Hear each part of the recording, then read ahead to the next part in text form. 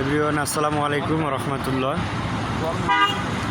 আমি এখন অবস্থান করতেছি ঢাকা হজরত শাহজালাল আন্তর্জাতিক বিমানবন্দরে। আমার লাইফে ফার্স্ট এবং প্রথম আমি আসলাম ঢাকায়, কালকে আসছি। দেখেন কত সুন্দর, মানে আপনাদেরকে বলে বুঝাতে পারবো না আমি। কত সুন্দর চারিদিকটা, এত সুন্দর যেটা আপনাদেরকে আমি বলে বুঝাতে পারবো না। দেখেন চারিপাশে